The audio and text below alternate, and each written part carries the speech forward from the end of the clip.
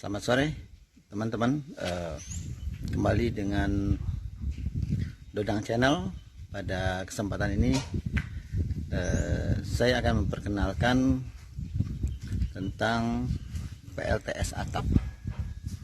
Apa itu PLTS? Pembangkit listrik tenaga surya tapi yang dipasang di atap.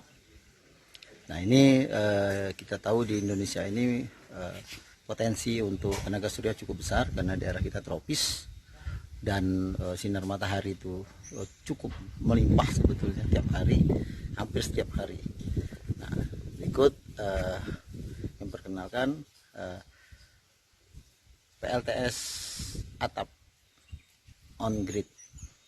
Dimana ini disebut on grid karena produksi listrik yang dihasilkan dari tenaga surya ini langsung disalurkan ke beban yang di on grid kan beban PLN dengan beban di dari PLN. Nah ini dia on grid sifatnya.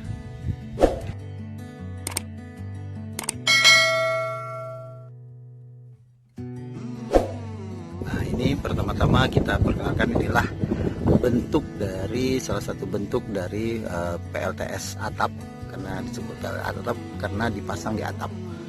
PLTS atap ini biasanya umumnya kita menggunakan melihat kapasitas dari luas atap yang tersedia dan kebutuhan listrik di gedung tersebut. Nah itu umum seperti itu. Nah biasanya ini adalah beberapa model.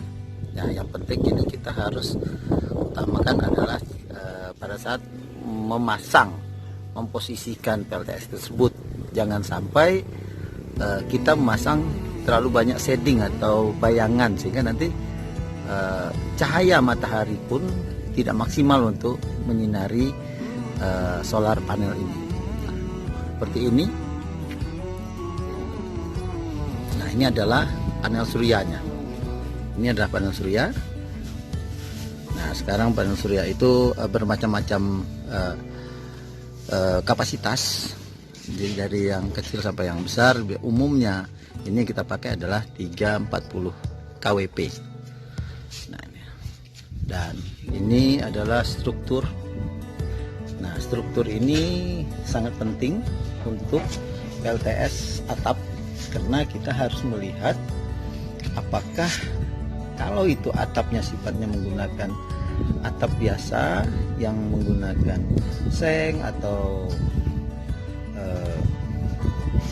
genteng dan sebagainya, itu kita harus lihat, pertimbangkan kekuatan dari struktur atap tersebut. Nah, untuk yang ini adalah digunakan pemasangannya ada di dak, jadi di rooftop, jadi sifatnya di dak. Di dak ini, nah kita harus menambahkan struktur ini seperti ini, kurang lebih seperti ini, namanya struktur. Ini struktur. Nah dari kita biasanya menggunakan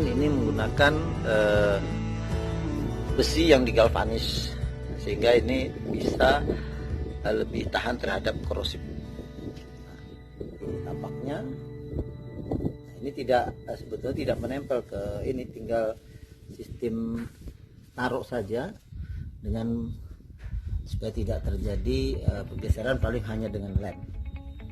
Nah berikut adalah sistem kontrol dari PLTS atap. Yang pertama ini namanya combiner. Jadi untuk menggabungkan dari beberapa panel surya yang dimasukkan melalui MCB. Nah ini akan berikutnya akan dikirim ke sistem inverter namanya. Nah ini inverter. Nah inverter ini untuk merubah kalau kita sebut sederhananya ini adalah otaknya kendalinya untuk PLTS ini, dimana untuk mengubah arus DC menjadi ke AC dan untuk langsung on grid juga ke PLN. Nah di sini fungsinya inverter sangat-sangat dibutuhkan dan yang menentukan untuk suatu pembangkit PLTS atap.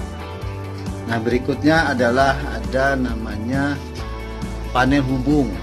Nah, ini panel hubung. Ini panel hubung ini adalah untuk menghubungkan